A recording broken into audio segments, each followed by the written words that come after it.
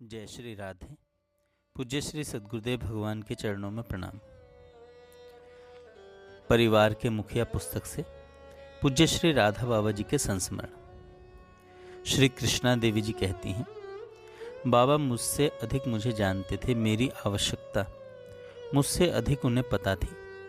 लगातार 3 वर्षों तक मेरे पूरे परिवार को अपने पास भोजन कलेवा कराने के बाद मुझे आज्ञा मिली कि मैं जहाँ रहती हूँ वहाँ स्टोव, बर्तन तथा कुछ भोजन बनाने का सामान रख सकूं।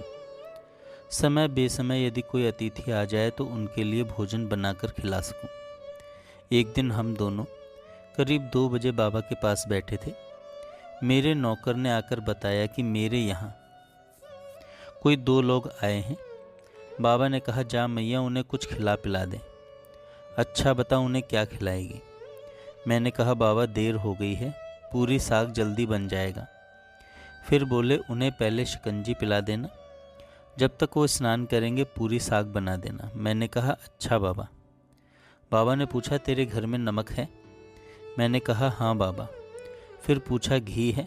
मैंने कहा, वो भी है बाबा। मैंने जल्दी जल्दी आकर आलू परवल सुधार कर साग छोंक दिया, आटा मांड कर रख लिया। फिर साग में नमक डालने को डब्बा खोला तो उसमें 1 चुटकी भी नमक नहीं था। फिर सोचा जब तक दुकान से नमक आएगा तब तक पूरी बना लूं। फिर सब्जी में नमक डालकर गर्म कर दूंगी। कढ़ाई चढ़ाकर घी का डब्बा खोला तो सन्न रह गई, डब्बा खाली था। मैं एकदम घबरा गई क्योंकि उन दिनों यहाँ आसपास कोई दुकान नहीं थी। छाया टॉकीज मोड़ पर पैदल जाकर लाने में देर हो जाती। जब तक मैं कुछ सोच पाती देखा गुरुचरण जी खड़े हैं। गुरुचरण जी ने पूछा, मैया घी नमक बाबा ने भेजा है, कहाँ रखूं? बाबा मुझे बुलाकर बोले, भिक्षा घर से नमक व घी लेकर मैया को जल्दी से दे आइए। यह है बाबा की कृपा कहूँ या लीला। मैं उस समय तो उन लोगों को पूरी साग बनाकर खिला जरूर रही थी और वे लोग खूब अच्छा कहकर भोजन कर भी रहे थे, पर मेरी ऐसी विचित्र दशा हो रही थी कि मैं बता नहीं सकती। फिर उन्हें भोजन कराकर जब मैं बाबा के पास गई तो बाबा हंस रहे थे। बाबा ने कहा, मैया तेरा घर तो मेरा घर है, तेरे घर का मालिक तो मैं हूं ना, और मालिक को सब पता होता है कि घर में क्या है क्या नहीं। तुझसे भूल हो सकती है पर मुझसे कैसे होगी? फिर खूब हंसे और बोले, मैं जानता हूं कि तुझे काम करने की कम, कराने की आदत अधिक है। देख मैया, किसी भी सागर के तलहटी में पड़े नन्हे से कीट को भी कब क्या चाहिए भगवान को पता रहता है और उसे वही मिल जाता है। यह है भगवान की व्यवस्था। चींटी के पग घुंघरू बाजें, यह भी साहिब सुनता है। भगवान से कोई कहकर तो देखे, बड़े ही हाजिर हुजूर हैं भगवान।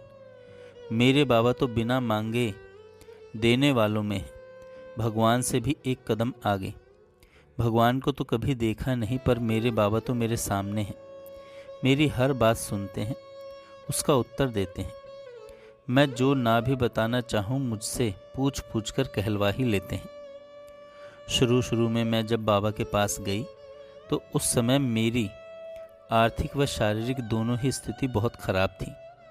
बीमारी के नाते पूरा परिवार परेशान था। बच्चे छोटे छोटे थे, होम्योपैथी वैद्य तक तथा एलोपैथी सारी दवाइयाँ करके हार चुकी थी। डॉक्टरों का कहना था पेट में अल्सर है तथा पित्त की थैली में पथरी है। इसका निदान ऑपरेशन ही है, जो कि मेरे लिए बहुत ही कठिन था। पैसे की कमी तो थी ही, छोटे छोटे बच्चों की संभाल भी एक समस्या थी। परंतु जब दर्द उठता तो मैं बेचैन हो जाती थी। यह बात मैंने बाबा को नहीं बतलाई थी। जाड़े का दिन था। एक दिन रात 8 बजे के करीब बाबा के पास बैठी थी। बाबा की भिक्षा हो गई थी। सभी लोग जगरे के पास बैठे थे। इंस्पेक्टर साहब का पैर दबा रहे थे। इंस्पेक्टर साहब बाबा का पैर दबा रहे थे तथा पाठक जी, राधा मोहन जी और डॉक्टर LD साहब तथा कुछ और खास लोग बैठे थे। मंदिर, कैंसर अस्पताल और बनवाने के लिए विचार विमर्श हो रहा था। इतने में मेरे पेट में दर्द शुरू हो गया। मुझसे वहाँ बैठना कठिन हो रहा था। मैं वहाँ से उठती तो व्यवधान पड़ता। विषय गंभीर था। मैं मन ही मन भगवान को याद कर रही थी। इतने में बाबा ने मेरी तरफ देखा और पूछा, मैया तुझे कुछ हो रहा है क्या? मुझे तो इतनी पीड़ा थी कि बात भी नहीं कर पा रही थी। बाबा ने तुरंत वहीं 3 चटाई बिछवाई और उस चटाई पर अपने ही सामने सुलवा दिया तथा भिक्षा से एक कटोरी ठंडा दूध व 1 चम्मच मंगवाकर बोले, इस दूध को 1-1 मिनट पर मैया के मुख में डाला जाए। मेरी पुत्री ने कटोरी व चम्मच लिया तथा मल साहब 1-1 मिनट पर चुटकी बजाते और बिटिया आधा चम्मच दूध मेरे मुख में डालती रही। इस तरह करीब 1 बजे तक विचार विमर्श चलता रहा और चुटकी बजती रही। जब सब लोग उठकर अपने अपने घरों को जाने लगे तो मैं भी उठ बैठी अपने घर जाने के लिए। जो दर्द मुझे अस्पताल में हफ्तों रखता था और हजारों रुपए खर्च कराता था, वही दर्द बाबा ने चुटकी बजाकर कुछ ही घंटों में ख़त्म कर दिया। तब से अब तक मुझे फिर अल्सर का दर्द नहीं हुआ। मेरे 6 बच्चे हैं, नीरजा, शैलजा, प्रवीर, वंदना, अर्चना और प्रसून। मेरी 4 बच्चियां करीब ब्याह के योग्य हो चली थीं। बाबा मुझसे जब भी मिलते कहते, मैया इन बच्चियों का ब्याह किसी भी मांसखोर लड़के से मत करना। मैं कह देती, बाबा चेष्टा करूंगी। सदैव बाबा मुझसे यही कहते, मेरा वही उत्तर होता। एक दिन बाबा ने कहा, मैया चेष्टा क्यों, प्रतिज्ञा कर, यही होगा। इनका ब्याह नहीं होगा, ये व्यभिचारिणी हो जाएंगी तो इस पूरे पाप का भागी मैं होऊंगा। पर तू तो हिमालय की तरह अडिग रहे। मेरे मुख से अचानक निकल गया, अच्छा बाबा अब ये चारों कंवारी ही रहेंगी, क्योंकि हम लोगों के कुल में एक भी शाकाहारी लड़का नहीं मिलेगा।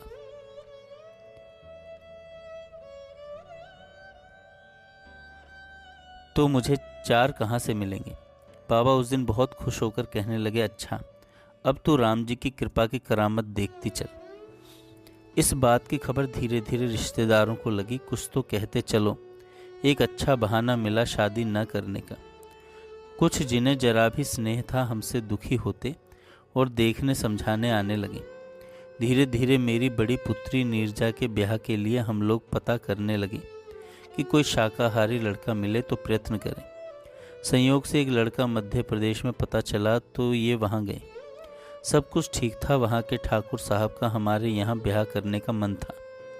फिर लेन देन की बात में लड़के के बड़े भाई ने कहा, आप कुछ और बढ़िए, हमारा खर्च नहीं निकल पाएगा। इन्होंने कहा, बस मैंने अपनी सामर्थ्य आपसे निवेदन कर दिया, आगे आपकी मर्जी। दूसरे दिन सुबह इन्होंने उनसे कहा, क्या हम लोग घर जाएं? तो उन्होंने कहा, नहीं, 2-4 दिन और रुकिए, मेरी बात पर विचार करके हमें उत्तर दीजिए।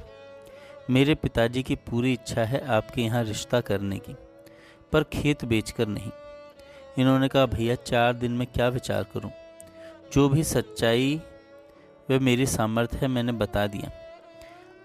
अब आप भी मजबूर हैं और मैं भी, लिहाजा मुझे आज्ञा दीजिए। फिर उन्होंने कहा, आज्ञा ही है। फिर ये वापस आ गए। मुझे तो बड़ा रोना आया कि एक शाकाहारी लड़के का तो पता चला, पर उसे भी धन अभाव में छोड़ना पड़ा। बाबा ने कहा, मैया रोना, ठाकुर साहब की मजाल है कि अपने लड़के का ब्याह कहीं और कर लेंगे। और उधर ये हुआ कि अंदर ठकुराइन साहिबा को जब यह पता चला कि मंझले कुंवर ने गोरखपुर वालों को यह कहकर वापस कर दिया कि यदि आप हमारा खर्च भी वहन नहीं कर सकते तो आपको वापस ही होना पड़ेगा, तो उन्होंने अपने छोटे पुत्र को बुलाया और कहा, क्या तुम मेरी आज्ञा मान सकते हो? उन्होंने कहा, कहो तो ज़रूर करूँगा। तब उन्होंने कहा, ठाकुर ने अपने 2 बेटों का ब्याह तो अपने मन से कर लिया, तुम्हारा मैं करना चाहती हूँ, यदि प्रतिज्ञा करो तो कहूँ। वो हंसते हुए बोले, वही करूँगा जो तुम कहोगी। तो उन्होंने कहा, तुम्हारा ब्याह मैं गोरखपुर ही कराऊंगी, वरना तुम कंवारे ही रहोगे। भला यह भीष्म प्रतिज्ञा बाबा के अतिरिक्त कौन करा सकता था। धीरे धीरे 2 वर्ष बीत गए। उनकी भी शादियां आती रहीं, कहीं पसंद नहीं तो कहीं कुंडली नहीं मिलती, और हम लोग भी खोजते रहे, कहीं कोई शाकाहारी लड़का नहीं मिल पाया। उधर ठकुराइन साहिबा का मन बाबा बेचैन कर रहे थे कि कैसे गोरखपुर संदेश देकर बुलाऊं। उनके ही पट्टीदारी में एक हैं जो हम लोगों को भी जानती हैं। उन्हीं से पत्र भिजवाकर उन्हें बुलाया गया। बाबा ने कहा, अब जाकर शादी तय कराइए राजा मल साहब। और शादी तय हो गई। शादी में बारातियों को मांस मदिरा नहीं मिलेगी तथा महफिल नहीं सजेगी। पूर्ण शाकाहारी भोजन तथा महफिल की जगह रासलीला देखने की शर्त थी हमारी ओर से, और इस बार उन्हें हमारी हर शर्त मंजूर थी। ब्याह से 10 दिन पहले बाबा ने हमसे कहा, मैया तू और राजा साहब कल सुबह 6 बजे मेरे पास आना, कुछ जरूरी परामर्श करना है ब्याह के बारे में। उस दिन 5:30 बजे इनसे वाटिका चलने को कहा तो इन्होंने कहा, अच्छा शौच से निपट कर चलता हूँ। मैं इन्हें ज़बरदस्ती 5:45 बजे वाटिका लेवा गई। बाबा किसी से प्राइवेट बातें कर रहे थे। ये कहकर घर लौट गए कि तुम चलना, मैं तुरंत शौच से निपट कर आ जाऊँगा। जैसे ही 6 बजे बाबा ने हमें बुलाया, मैं गई। बाबा ने पूछा, मल साहब कहाँ हैं? मैंने कहा, बाबा शौच गए हैं, अभी आ जाएंगे। पर बाबा तो बिगड़ गए और गुरुचरण जी से बोले, आप दौड़ते हुए जाइए और मल साहब को जिस भी हाल में हो उन्हें शीघ्र बुला लाइए। खुद आंख बंद कर ध्यानस्थ हो गए। इनके आने पर बोले, वाह मल साहब, आपने तो गुड़ गोबर कर दिया। मैं चाहता था कि नीरजा बिटिया का ब्याह एक नंबर हो, पर आपने 2 नंबर कर दिया। अरे टट्टी ही तो हो जाती, धोती खराब हो जाती तो धुल जाती। चलिए बैठिए, 2 नंबर ही सही, और 5 मिनट न आते तो नंबर 3 हो जाती। उस समय मैं नहीं समझ सकी कि ये 1 नंबर, 2 नंबर और 3 नंबर क्या है। पर जब मेरे बड़े दामाद नहीं रहे तब मुझे वो बात याद आ गई कि 2 नंबर के नाते ही 2 पुत्र और 1 कन्या नीरजा को मिल गए। हाँ, तो उस दिन बाबा ने मुझसे पूछा, मैया ब्याह तो तय हो गया, अब आगे की क्या व्यवस्था होगी? तुम दोनों को तो कुछ अनुभव भी नहीं होगा, और हाँ यह भी बता कि तेरे पास कुछ रुपए हैं क्या? मैंने कहा, हाँ बाबा कुछ तो होंगे ही। तो बोले, एक नए कपड़े की छोटी सी झोली सिलकर ले आ, जिसका मुख डोरी से बांधा जा सके, तथा जो भी रुपया पैसा तेरे पास हो ले आ। मैंने घर जाकर एक कपड़े की झोली हाथ से सिलकर तथा डोरी डालकर और जो भी रुपया पैसा था लेकर आ गई। बाबा ने कहा, मैया पैसा बचाकर अपने आंचल में बांध ले, नहीं तो छू जाने से मेरा उपवास हो जाएगा, और झोली मेरे पास फेंक दे। बाबा उस झोली को अपने दोनों हाथों के बीच में करके आंख बंद करके कुछ देख रहे, फिर मुझे देकर बोले, ले जा और पनियाला वृक्ष के नीचे उन रुपयों को गिनकर उसमें डाल दे तथा बता दे कि कितने हैं। मैंने ऐसा ही किया। मेरे पास कुल 11,000 रुपये और 70 पैसे थे। बाबा ने कहा, अब इसे ले जाकर अपनी अलमारी में डाल दे, इसे कोई भी देखने या छूने न पाए। जितना भी रुपया तुझे कहीं से भी मिले इसी में डालती जाना, और जो भी खर्च हो निकालती जाना। कभी भी इसके अंदर रुपयों को गिनना मत, हाथ डालकर निकाल व डाल दिया करना। जब मैं कहूँगा तब ये झोली खुलेगी। और मैंने वही किया। पूरी शादी निपटने के बाद सभी का किराया भाड़ा देकर जब नीरजा ससुराल जाकर 4 दिन में वापस आ गई तो बाबा ने कहा, मैया ब्याह से संबंधित किसी दुकान वगैरह का उधार या कोई भी खर्च बाकी तो नहीं है? मैंने कहा, ना बाबा, सब निपट गया। तो बोले, जा अब वह झोली ले आ। मैं झोली लेकर गई। फिर उस पनियाला वृक्ष के नीचे जाकर शेष बचे रुपयों को गिनकर तथा खाली झोली लाने को कहा। मैंने गिना, उसमें पूरे 11,000 रुपये तथा 70 पैसे थे। मैंने बता दिया। बाबा ने झोली को फिर अपने हाथों में लेने के बाद वापस कर दी। यह तो थी बाबा की व्यवस्था। बाबा ने नीरजा के विवाह में उसे देने की लिस्ट अपने हाथ से लिखी थी। उस ब्याह में कितने सेठ, डॉक्टर, इंजीनियर, प्रोफेसर, ऑफिसर लोग यह चाह रहे थे कि बाबा मुझे भी कुछ सेवा का अवसर दें। मुझसे कहते, मैया बाबा से कहकर मुझे भी कुछ सेवा मिले ऐसा कह दो। जय श्री राधे। आगे हम कल सुनेंगे।